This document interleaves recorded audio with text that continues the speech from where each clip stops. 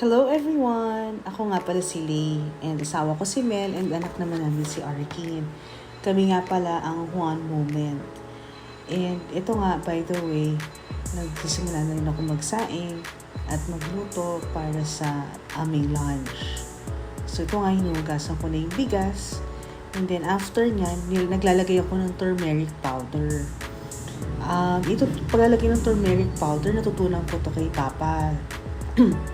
Before, nung madalas siya magpunta sa Batanes, kasi meron siyang work doon, doon din niya natutunan paglalagay ng turmeric sa bigas.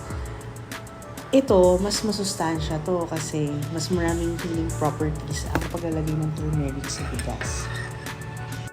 Ito naman yung bangus na binili namin. Nire-ready ko din siya para gawing daing na bangus. So, nagpiprepare na ako ng bawang. Yung bawang na yan, pinipit-pit ko lang siya. Tapos, isang buong bawang yan. Kasi kami dito sa family, mahilig kami sa bawang. Kasi, masustansya rin talaga yung bawang. Malakas makapagpababa ng blood pressure. So, kaya very generous kami sa paglalagay talaga ng bawang. So, pagkapit-pit ko, tinatanggal ko yung kanyang balat. Kasi yung iba, merong balat pero ako, mas gusto ko yung wala ng balat. Ayan, so sinisprinkle ko lang or generously ko lang siyang lagyan ng bawang. By the way, hindi nga pala ako chef ha, home cook lang ako talaga. As in, walang nagturo talaga sa akin magluto. Kung meron man, meron yung mommy ko. Yung mom ko, siya nagtuturo sa akin paunti-unti ng iba-ibang recipe. Tsaka nung bata ako, nakikita ko din kung paano na ginagawa. Ayan, so after ko malagyan ng bawang, tinagyan ko din ng paminta. Mas preferred ko din yung freshly grind na paminta. Kasi iba yung aroma niya talaga pag freshly grind. And then, nilagyan ko na rin siya ng suka at saka asin. Naglagay na ako ng asin dyan kanina. And after nyan, ilalagay ko na siya sa ref at dun muna siya till such time na iluluto na namin. And then ito nga, nag-start na din ako magpalaga ng mga pugo na binili ko rin kanina. And then, yung carrots, nag-start na din ako mag-prepare. So, imi-mince ko lang yan. Ika-cut ko into squares. Ganun din yung potatoes. Actually, ang iluluto ko, hindi ko rin alam kung ano talaga ang tawag, no? Kasi, sorry nga, hindi ako chef. Pero, ano siya, parang giniling na merong carrots at saka may patatas. Tapos, lalagyan ko ng tomato sauce. Hindi ko alam kung anong tawag dyan talaga eh. Parang giniling ba or something. Pero, ayan, so, nag-start na ako mag-peel ng tomatoes. Hindi din ako magaling mag-peel ha, pati mag-chop. So, sorry, pagpasensyahan nyo na kasi hindi naman talaga, hindi ko core competency ang pagluluto. Although, tinatry ko naman yung best ko. At saka, minsan nakakachamba, sabi ng asawa ko, masarap daw.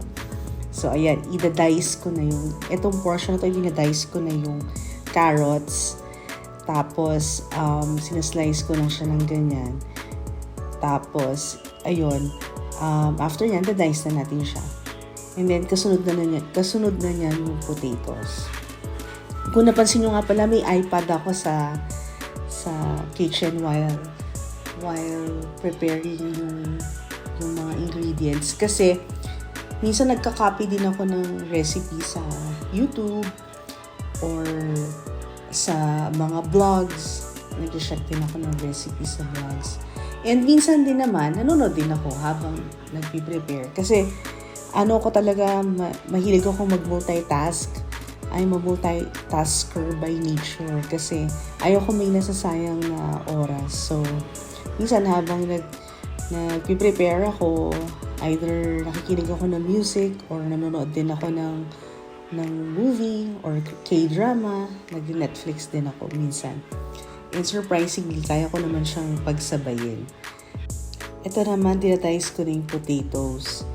Medyo mas nililiitan ko din siya. Kasi sabi din nila, pag mas maliit siya, mas mabilis siya maluto. Tapos, kinuha ko na din yung nilaga na mga quail eggs. Tapos sinastart ko na siyang pinipil ko na siya isa-isa para idadagdag natin dun sa giniling natin para mas masarap. Tsaka ako din, mahilig din ako sa quail eggs eh. And ganoon din naman yung bagets ko, mahilig sa quail eggs. O nga pala, pagpasensyahan nyo na yung kitchen namin ha, kasi medyo magulo pa. Actually, magulo talaga. And maliit lang din naman kasi yung kitchen namin. And then ito, piniprepare ko na yung mga gagamitin na ingredients pang gisa, like the garlic and onions, i-ready ko na. Tapos, gusto ko rin very minced yung garlic para nakakain ko siya. Kasi pag medyo malaki, medyo natatapangan ako sa lasa. Very strong yung taste. Ayan nga pala, naglagay na ako ng oil. Tapos, konti lang ako maglagay ng oil. Kasi, yung giniling yung pork mismo, siya mismo nagpo-produce siya ng sarili niyang oil eh. Ayoko nang masyado ding mamantika. Actually, isa nga yan sa pinag-aawayan namin ng asawa ko kasi gusto niya medyo generous sa oil. Ako naman, ayoko. I try to minimize yung oil. So, ayan na. Nag-start na ako mag-gisa ng onion. Then, sinunod ko yung garlic. Tapos, after nun, sinunod ko na yung pork. By the way, yung pork na yan, lean yung pinili namin na portion ng pork para hindi masyadong mataba or mas less yung fat niya or yung grease niya. Then after, nilagay ko na yung carrots at saka yung potatoes and yung tomato sauce din. Kaya ko inuna yung carrots and tomatoes kasi iniisip ko baka matagal silang maluto. So, kaya mas inuna ko siya. Tapos, nilagyan ko na ng soy sauce. Ayan. Tapos, sunod pepper. Very generous kami sa pepper kasi mahilig din kami sa paminta talaga. Actually, masarap kasi talaga. And then, naglagay ako ng salt. Konting salt lang. Tapos, tinakpan ko na siya. Then, let it simmer muna para maluto lahat ng ingredients. And then, after nun, ilalagay na natin yung ating quail eggs. Then, mix again. Mix lang natin mabuti. Ayan. Hanggang sa ma-combine lahat ng ingredients. And, ayan nga. Hinalo-halo lang mabuti. Tapos, in a few minutes, okay na yan, ready na yan.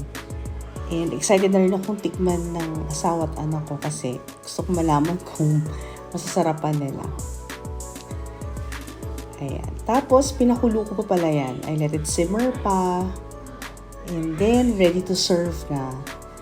And ito na yung turmeric rice namin. And by the way, may additional pa kaming ulam because may laing pa kami at saka tinapa. Yun lang. Thank you so much for your support. God bless you all. Thank you.